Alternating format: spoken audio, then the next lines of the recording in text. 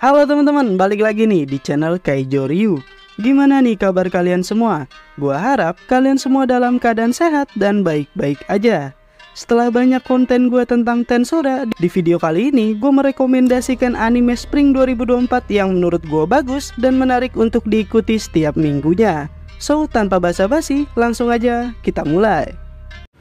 Ntar kena copyright lagi bikin lagu opening apa ya?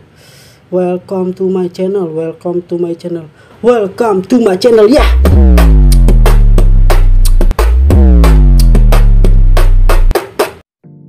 Oke, sebelum masuk ke list anime bagus, gue mau ingetin dulu nih ke kalian kalau gue nggak bakal masukin anime-anime besar kayak Tensura, Mushoku Tensei, Konosuba, dan Tsukigami Chibiku, karena bisa dibilang itu udah pasti ada di urutan atas dan gue rasa tidak adil kalau gue sejajarkan dengan judul-judul baru di musim Spring 2024 ini. Dan mungkin nanti gue bakal bikin video khusus untuk membahas 4 anime besar tersebut. Oh ya, gue juga ingetin nih kalau penilaian ini itu berdasarkan dari episode 4 ke atas, dan gue rasa udah bisa dinilai nih dari setiap animenya secara selera gue pribadi. Dan gue harap kalian mengerti dan paham kalau bagus tidaknya suatu anime itu adalah masalah selera setiap penontonnya. Kalau kalian sudah paham, langsung aja kita mulai. Di Spring 2024 ini kurang lebih ada banyak anime bagus yang sudah gue tonton dan gue putuskan untuk nonton setiap minggunya. Dan dari 11 judul ada 4 list teratas gue nih yang udah gue post di forum komunitas kemarin dan sudah di-vote oleh teman-teman semua. Dan gue mintakan pendapat kalian nih tentang anime ini. Nah, dari 4 anime itu adalah anime Henjin no Salad Ball, Jisambasan, Sumatsu Train, dan Dainana Oji. Dan dari 574 suara, urutan keempat itu adalah Sumatsu Train dengan persentase 7%. Di urutan ketiga adalah Henjin no Salad Ball dengan persentase di angka 10%. Dan di urutan kedua yaitu adalah Jisambasan dengan presentasi 11. Dan di urutan pertama adalah Dainana Oji dengan presentase 73%. Wow, sangat jomplang sekali presentasenya dan membuat Dainana Oji adalah anime terbaik menurut penonton Kaijo Ryu. Bukan itu aja, ada beberapa komen tentang anime di atas. Dari Rangga MP, Salad Ball adalah reverse isekai yang unik. Setiap episodenya banyak menyinggung isu sosial dan lumayan jarang ada anime mingguan yang memiliki komedi satir seperti ini. Dari Penakatsuki bilang kalau paling menarik Sumatsu Train. Ini adalah anime original terbaik musim ini. Kiamat yang terjadi berkat tragedi 7G. Dan sisanya membahas paha lanang dan paha dari MC Dainana Oji yang memang sangat sas. Nah, itu dia nih 4 list teratas yang di-vote oleh teman-teman semua. Dan sekarang giliran saya nih untuk merekomendasikan anime Spring 2024 yang menurut saya bagus dan layak untuk ditonton setiap minggunya. Ingat, semua ini adalah anime yang bagus dan tidak ada yang jelek menurut saya pribadi. Dan saya hanya mengurutkan dari yang baik ke yang terbaik. Jadi nggak usah berpikir nih kalau dari urutan ke-11 itu adalah anime yang jelek, atau anime yang tidak saya sebutkan adalah anime yang jelek. Tidak. Alasan terbesarnya adalah saya memang tidak tertarik dan memang saya belum sempat untuk menonton satu episode pun. Gua harap kalian cukup dewasa untuk paham maksud dari video ini. So, langsung aja kita mulai. Di urutan ke-11 yaitu adalah anime Remonster. Anime isekai yang cukup unik nih menurut gua secara pribadi. Anime ini mengisahkan tentang Tomokui Kanata yang mati dan bereinkarnasi menjadi goblin. Dan dia mendapatkan nama yaitu Goburo. Dia memiliki kekuatan yang dimana jika dia memakan daging dari monster lain, dia akan mendapatkan kekuatan dari monster yang dimakannya, dan membuat dia semakin hari semakin kuat dan berevolusi menjadi ke Hobgoblin, dan seterusnya sampai ke tingkat Orge. Karena perkembangannya yang pesat, dia pun menjadi pemimpin dari kelompoknya dan membantu seksamanya untuk mencapai tingkat evolusi dan menjadi komunitas yang kuat. Kurang lebih seperti itu premis dari anime ini. Pengemasan alur yang unik yang menampilkan hari per hari membuat anime ini memiliki pacing yang cepat dan tidak bertele-tele. Walaupun bentuk fight scene dari anime ini terkesan biasa dan tidak terlalu wah untuk gua secara pribadi. Setiap karakternya pun tidak terlalu membekas untuk gua secara pribadi. Mungkin karena evolusi yang bisa dibilang cepat, jadi gue agak lupa tuh dengan wajah-wajah dan namanya dari karakter yang sudah berubah ke evolusinya masing-masing. Walaupun begitu, anime ini cukup bagus dan unik untuk ditonton setiap minggunya. Di urutan ke-10 adalah anime Tensei Kizoku. Masih bergenre isekai, di anime ini tuh bercerita tentang seorang pegawai kantoran yang tewas dan bereinkarnasi sebagai Ars Laufen. yaitu seorang anak dari keluarga bangsawan dan berpotensi nih menjadi penerus dari kepemimpinan ayahnya kelak. Dia diberkati sebuah skill analisis yang membuat Ars mampu menilai kekuatan, sifat, dan kemampuan seseorang yang berguna nih untuk seorang calon pemimpin untuk memilih bawahan yang kuat dan hebat dalam bidangnya masing-masing. Dan di saat usia anak-anak, dia sudah bisa nih menemukan orang-orang berbakat yang kelak akan menjadi orang-orang penting dalam kepemimpinannya kelak. Kurang lebih seperti itu premis dari anime Tensei Kizoku. Alasan gua taruh di rekomendasi ini karena murni memang gua suka dengan anime isekai. Dan kekuatan si MC yang tidak selalu menampilkan MC yang kuat dan OP. Walaupun scene fight-nya biasa aja, tapi konsep cerita anime ini tuh tetap menarik untuk diikuti setiap minggunya.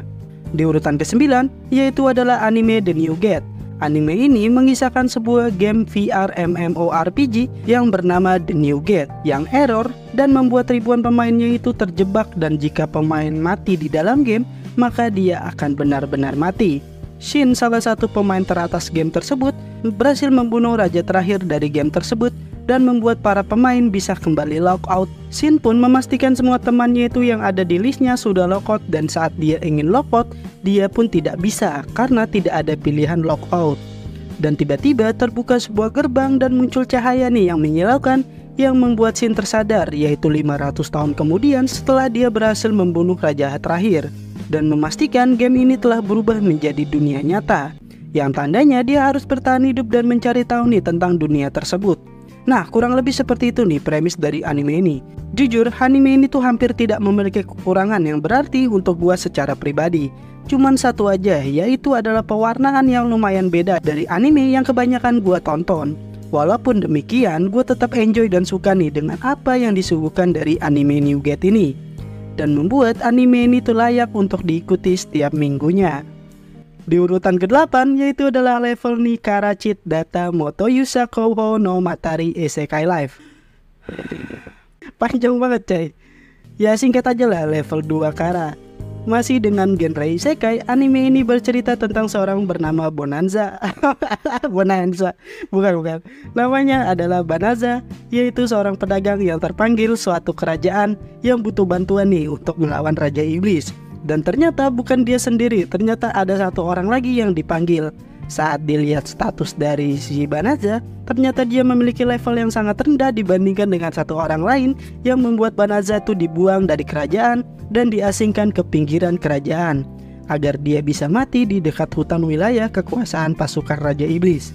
Karena menurut Banaza aura hutan itu sangat berbahaya dan membuat dia tidak bisa masuk nih ke hutan, dan membuat dia menggunakan skill pemurnian yang membuat semua monster yang ada di hutan itu mati seketika, dan membuat Banaza melesat levelnya sampai ke 300-an, yang membuat seluruh statnya itu unlimited. Dia adalah orang yang ingin hidup santai seperti sebelumnya, berusaha merahasiakan dari kerajaan dan menjadi seorang petualang. Saat menjalankan misi, ternyata dia mengantarkan salah satu bawahan Raja Iblis, yaitu Fenrir Serigala Putih. Setelah dikalahkan, Fenrir pun berubah wujud nih ke wujud wanita cantik dan menjadi partner dari Banaza yang nanti akan menjadi istrinya, walaupun itu hanya pura-pura. Nah, kurang lebih itu nih premis dari anime ini. Jujur, anime ini tuh sangat template dan biasa saja. Namun entah kenapa komedi yang disajikan tuh sangat menghibur. Dari MC sampai murid dari Banaza yang memiliki keunikannya masing-masing, membuat anime ini tuh layak untuk diikuti di setiap minggunya. Di urutan ke-7 adalah anime One Room. Anime bergenre harem fantasi ini bercerita tentang seorang bernama Shitaro Tokumitsu yang hidup sendirian ditinggal orang tuanya bekerja di luar negeri, yang membuat Shintaro menjadi orang yang mandiri dan harus bekerja sampingan sebagai pelayan di suatu kafe. Saat pulang kerja, dia kelelahan dan langsung tidur, dan tanpa sadar ada sosok malaikat yang ditugaskan belajar tentang manusia yang tidur di balkonnya. Saat dia bangun, dia sangat terkejut dan tidak percaya apa yang dikatakan dari wanita tersebut, dan memintanya untuk pergi setelah sarapan. Saat pulang kerja sampingan, dia melihat si malaikat sedang diajak nih oleh om-om mesum yang berencana ingin berbuat macam-macam ke malaikat polos ini. Shintaro yang sangat kenal sifat manusia berusaha untuk menolongnya dan membiarkan si malaikat tinggal di apartemennya, dan membuat hidup dari Shintaro berubah menjadi lebih berwarna. Karena ada sosok wanita yang tidak hanya cantik namun rajin dan telaten dalam mengurus urusan rumah tangga. Nah, kurang lebih seperti itu nih premis dari anime ini.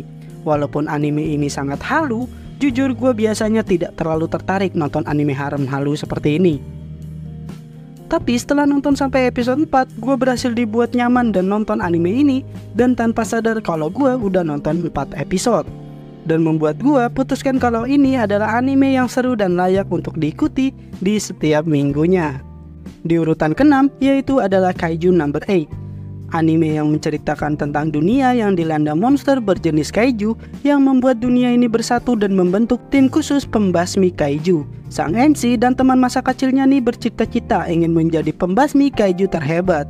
Dan terkadang khayalan itu tertampar dengan suatu kenyataan yang membuat sang MC yang bernama Kafka ini selalu gagal dan menjadi tim pembersih sampah kaiju. Di umurnya yang tidak muda lagi, dia merasa untuk menyerah dengan keadaannya dan melanjutkan hidupnya dengan apa adanya. Teman masa kecilnya sekarang yang menjadi pemimpin dari tim pembasmi kaiju membuat dia sangat jengkel karena hanya dia nih yang berhasil menggapai impiannya.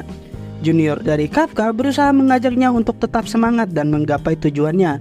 Dan suatu saat dia yang sedang berada di rumah sakit setelah insiden kejadian serangan kaiju, dia bertekad ingin mencoba sekali lagi untuk berjuang. Dan tiba-tiba muncul sosok kaiju nyamuk yang masuk lewat mulut Kafka dan mengubah tubuh Kafka sepenuhnya menjadi kaiju. Juniornya yang sangat kaget membuat dia berusaha membantu Kafka kabur agar tidak diburu oleh pembasmi kaiju. Setelah beberapa minggu, Kafka yang mulai terbiasa dengan kekuatannya membuat dia bisa kembali ke wujud manusianya dan sedikit demi sedikit bisa memakai kekuatan kaijunya tanpa harus berubah sepenuhnya. Dan dia tetap mengikuti ujian masuk tim pembasmi kaiju. Nah, kurang lebih seperti itu nih premis dari anime Kaiju Number 8. Anime ini menurut gue tuh sangat bagus dan menarik untuk diikuti. Dari actionnya yang bagus dan komedinya tuh yang unexpected, membuat gue sangat terhibur dan membuat gue nunggu-nunggu nih setiap episodenya. Di urutan kelima yaitu adalah anime yang berjudul Windbreaker, atau banyak yang menyebutnya dengan Tokyo Revengers 2.0. Awalnya gue pikir tuh anime ini bakal menjadi anime tawuran antara bocil-bocil, namun ternyata cukup membuat gue berubah pikiran setelah gue nonton episode pertamanya. Jadi anime ini tuh bercerita tentang seorang siswa bernama Hakura Sakura yang memilih masuk ke SMA Furin yang isinya adalah orang-orang kuat dalam hal berkelahi, dan membuat Sakura ingin menjadi orang yang berada di puncak SMA Furin. Kurang lebih seperti itu premis awal dari anime ini. Namun gue berhasil ditampar dan berubah pikiran bahwa ini bukan anime berandalan seperti Mikey atau MC Time Travel, melainkan menceritakan SMA Furin yang ternyata adalah harapan dari warga sekitar sekolahnya yang melindungi dari kriminal yang ada di desa dan menjadi sosok pahlawan yang dihormati dan dihargai. Setiap karakternya yang unik dan menarik yang bukan hanya songong-songongan kuat, tapi mereka memiliki alasan-alasan yang mulia, yaitu untuk melindungi warga sekitar dan membuktikan bobroknya hukum aparat yang ada di desa tersebut. Sakura yang awalnya hanya mau berkelahi pun mulai menyadari arti pertemanan dan harapan dari orang-orang sekitar, dan membuat anime ini tuh sangat menarik untuk gue secara pribadi. Dan gue berani bilang ini anime jauh lebih baik daripada Tokyo Revenger. Dan sekarang kita akan masuk nih ke 4 list teratas anime bagus Spring 2024 yang ternyata sedikit berbeda nih dengan yang di-vote oleh teman-teman semua. Di urutan keempat yaitu adalah anime Jisan Basan. Sebelum gue jelasin kenapa gue taruh ini di urutan yang tinggi, anime ini bercerita tentang sepasang suami istri yang sudah tua, yaitu Sozo Sato dan Ine Sato, yang hidup berkebun dan menanam pohon apel peninggalan keluarga sang kakek. Suatu saat, salah satu pohon apel yang dirawat oleh pasangan lansia ini itu tersambar petir dan membuat mereka berusaha membuat pohon ini tetap hidup. Dan setelah sekian lama, pohon ini berbuah, yaitu 1 apel emas. Pasangan ini pun memakannya saat sore hari. Di saat pagi hari, tiba-tiba sang kakek dikagetkan karena dia menjadi muda kembali. Sang kakek yang memiliki penyesalan semasa muda, dia tidak pernah membahagiakan sang istri, dan dia mendapatkan kesempatan sekali lagi nih untuk membahagiakan sang istri dan menikmati kesempatan kedua ini. Orang-orang dan keluarga yang awalnya tidak percaya pun bersyukur atas keajaiban ini. Terkadang sang kakek dan nenek itu bermimpi hal yang sama, yaitu tentang jam pasir yang jika dibalik mereka akan kembali menjadi tua dan sebaliknya. Namun mereka pun menyadari jika jam pasir ini bocor dan mereka akan tetap mati sesuai dengan usia tua mereka. Jadi walaupun mereka bisa muda, mereka akan tetap mati karena umurnya tetaplah umur yang tua, yang suatu saat pasti akan habis dan mati. Jujur gue nonton anime ini tuh memiliki perasaan yang naik turun, yang gak karuan. Kadang gue senang dan terkadang gue juga sedih tentang kenyataan kedua pasangan ini. Apalagi adanya plot twist di episode 4 yang membuat gue semakin suka dengan anime satu ini. Plot twist yang membuat gue sampai bilang di forum komunitas bahwa gue bener-bener gak expect anime ini akan membuat plot twist menjadi seribet itu. Gue sangat menyarankan nih buat kalian yang suka tentang anime romance fantasi, memiliki kisah dan alur yang sangat unik dan sangat layak untuk ditonton setiap minggunya. Di urutan ketiga yaitu adalah Sumatsu Train. Anime ini bertemakan kehancuran dunia setelah insiden peluncuran 7G yang membuat dunia menjadi kacau dan menciptakan fenomena aneh di seluruh dunia, di mana semua orang tua tuh akan menjadi binatang dan yang muda suatu saat akan menyusul. Shizuka yang tinggal di desa ingin kembali bertemu dengan temannya yang berada di kota dan memastikan temannya masih hidup. Namun karena fenomena aneh membuat perjalanan ke kota bisa memakan waktu tahunan karena jaraknya itu tidak jelas dan bumi menjadi seperti melengkung. Dia yang sudah memiliki tekad yang bulat memutuskan tetap berangkat ke kota menggunakan kereta bersama teman-temannya dari desa. Dan itulah perjalanan aneh di dunia kiamat ini. Anime satu ini sukses buat gue tertarik dan betah untuk nonton setiap episodenya. Awalnya tuh gue juga agak bingung nonton anime ini, namun pertanyaan gue tuh mulai terjawab dari setiap episodenya, yang buat gue makin menikmati setiap episodenya. Komedinya yang ringan dan tidak lebay membuat gue suka dengan sama anime satu ini. Dan gue sangat menyarankan anime ini untuk ditonton di setiap minggunya. Nah, tinggal 2 judul anime yang tersisa nih, yaitu Henjin no Salad Bowl dan Dainana Oji. Jujur agak sulit nih untuk menentukan siapa di urutan pertama dan siapa yang di urutan kedua. Dua-duanya itu bagus dan dua-duanya punya keunikannya masing-masing. Dan setelah mikir cukup lama, ya kurang lebih 5 detik lah, gue pun putuskan anime bagus di urutan kedua adalah Dainana Oji. Oh ya, banyak banget nih yang salah paham sama anime ini, mengira anime ini tuh adalah anime isekai. Gue ingatkan ini tuh bukan anime isekai, melainkan ini hanya anime reinkarnasi dan fantasi, mengisahkan seorang rakyat biasa yang menyukai sihir dan tewas oleh bangsawan yang terkenal memiliki energi sihir yang lebih besar. Dia pun bereinkarnasi dan terakhir kembali sebagai putra ketujuh dari raja yang bernama Lloyd. Dia yang hanya fokus kepada sihir berusaha melakukan apa yang dia suka dan mempelajari sihir lebih banyak lagi, karena kekuatannya yang sekarang tuh mencukupi apa yang dia inginkan. Kurang lebih seperti itu premis dari anime Dainana Oji. Gue yang tidak baca manganya tuh membuat gue lumayan kaget dengan penampilan sang MC yang terlihat seperti fanboy. Namun dia juga memiliki sifat yang sangat normal dan hanya fokus terhadap apa yang dia suka saja, yaitu sihir. Fanservice di anime ini juga lumayan kental dan lumayan memanjakan mata untuk penontonnya. Ya, semoga Anda tidak salah paham fanservice-nya yang mana. Ingat, he's a fucking boy and have a dick, so be careful, okay? Gak ada kekurangan yang berarti saat gue nonton anime ini. Dan gue berani bilang kalau anime ini adalah anime terbaik dan layak untuk ditonton setiap minggunya. Dan di urutan pertama jatuh kepada anime underrated, yaitu Henjin no Salad Bowl. Anime yang bergenre reverse isekai ini mengisahkan seorang putri dari kerajaan dan pengikutnya yang melarikan diri dan masuk ke portal dimensi lain dan memasuki kota modern Jepang.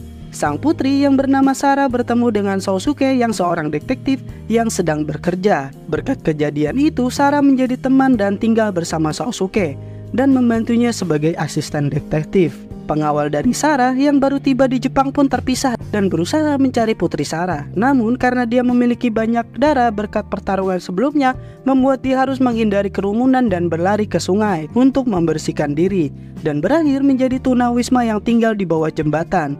Dan kurang lebih seperti itu nih premis awal dari anime ini. Di episode 4 ternyata terbongkar nih bahwa dunia awal Sarah yaitu adalah Jepang, namun memiliki alur yang berbeda dengan Jepang yang sekarang Sarah tinggali, atau bisa dibilang yaitu adalah dunia paralel. Apakah nanti bakal ada 2 Sarah atau ada 2 pengikutnya di Jepang modern ini? Who knows? Intinya anime ini tuh sangat menarik dan seru untuk diikuti. Komedinya juga yang lumayan kritis dan menyinggung isu sosial yang tinggi seperti perceraian, perselingkuhan, dan seksual. Dan sangat jarang nih ada anime seperti ini. Oh ya, anime ini juga mengingatkan gue dengan salah satu anime yang berjudul Himatsuri, namun dengan kompleksitas yang lebih tinggi dan lebih seru untuk diikuti di setiap episodenya. Nah, itu dia nih list rekomendasi anime bagus Spring 2024 yang gue tonton dan gue ikuti setiap minggunya. Kalau anime yang kalian suka gua nggak sebutin, tandanya gua belum nonton, dan silakan sebutkan dan kasih alasan yang menarik agar gua juga nonton.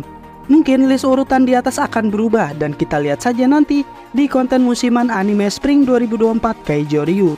Gue ucapin nih terima kasih ke teman-teman yang sudah dengerin sampai detik ini. Gua undur diri, peace out and bye-bye.